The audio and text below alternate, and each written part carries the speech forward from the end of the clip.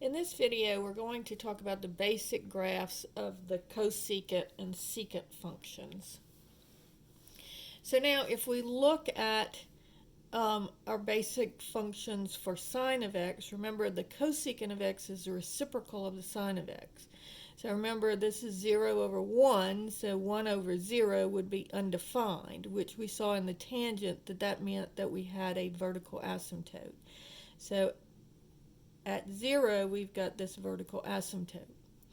At pi over 2, the sine of x is 1, so the reciprocal of 1 is 1. That would be here. Then at pi, again, we're 0, so 0 over 1, if I take the reciprocal of that, will be 1 over 0, also undefined, so another vertical asymptote here. Then at 3 pi over 2, you have negative 1, so negative 1, reciprocal of negative 1 is negative 1. That would be here. And then at 2 pi again, we would be undefined.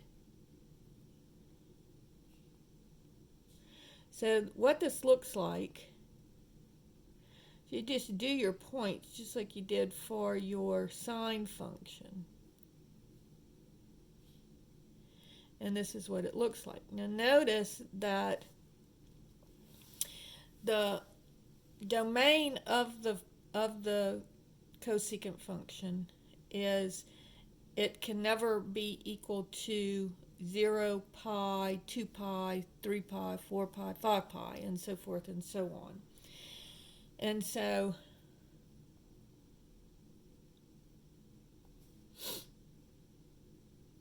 it's not equal to k times pi.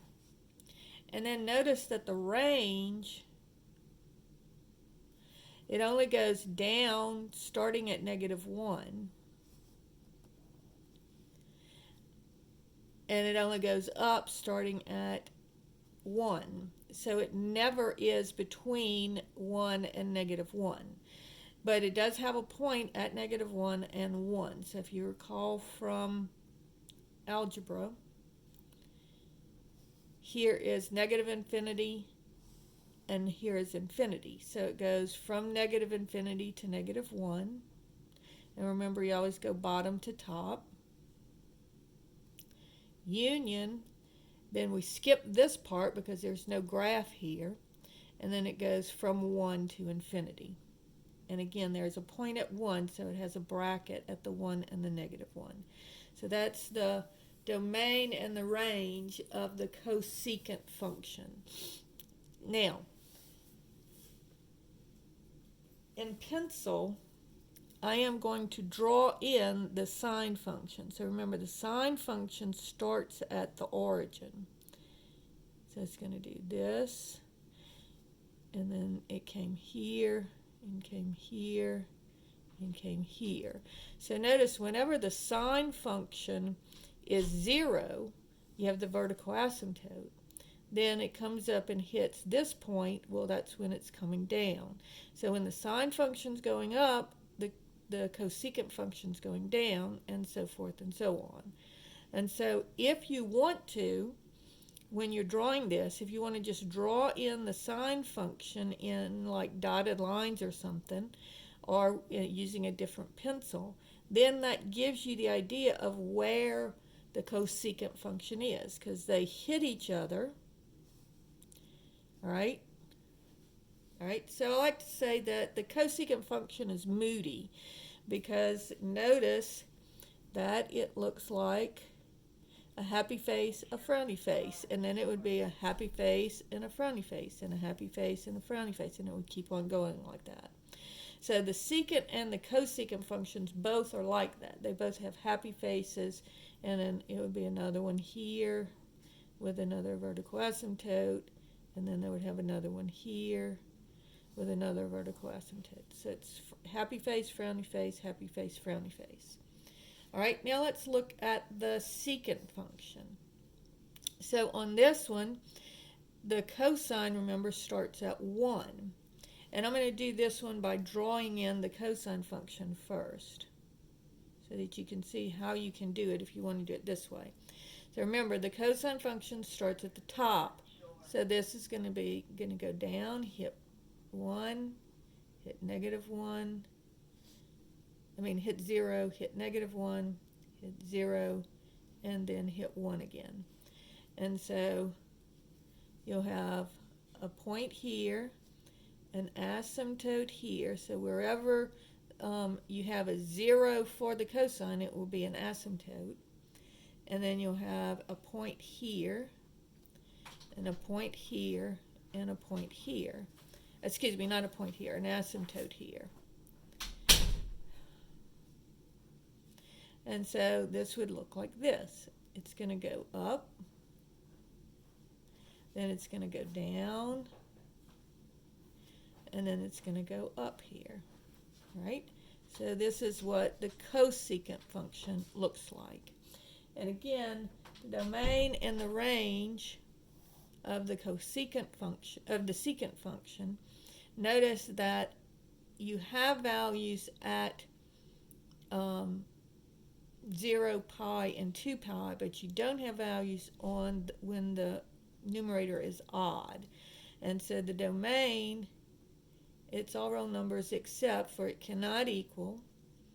And to make things odd, it's 2k plus 1 pi over 2. And the range, again, will be the same as the cosecant function.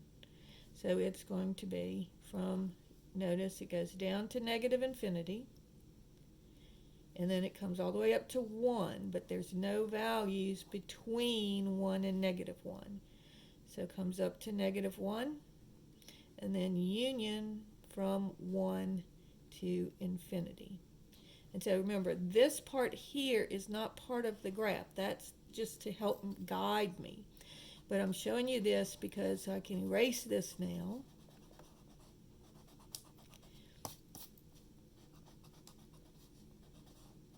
But I'm showing you this because what we're going to do here is, from now on, we know that all we have to do is put our cosine function or sine function, draw it, and then we can get our secant and cosecant function.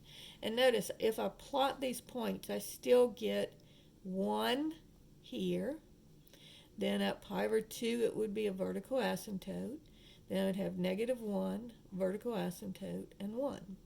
So if I plot the cosine, I get the secant. All right? All right. So on here, what I'm going to do from now on is I'm just going to, because now all I have to do, I already know how to draw the sine function and the cosine function. And so now all I have to do is draw those and then make it so that it is the reciprocal function. And then I just erase the original sine or cosine function. So this is nothing new. We've already done this in section 1. Now, notice something about these graphs. Notice that the cosecant function, because the sine function starts at the midline, the cosecant function starts with a vertical asymptote. So the y-axis is a vertical asymptote. All right?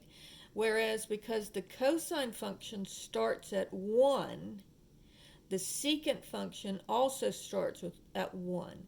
Now notice that the cosine function starts at 1 and goes down, so the secant function starts at 1 and goes up. So the secant function, this is cosecant, secant function is going to start at 1, just like the cosine function. All right? Also notice that if I continue here, this is going to be, and it would continue over here as well. This is an even function. We talked about that. Secant and cosecant are even functions.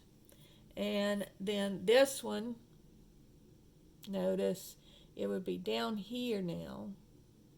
So this one you have to flip over and then flip over again. So this is just like the sine function is odd, also the cosecant function is an odd function. So that's your basic graphs for secant and cosecant. And notice that all you have to do is draw the sine or the cosine, and you've got the secant and the cosecant.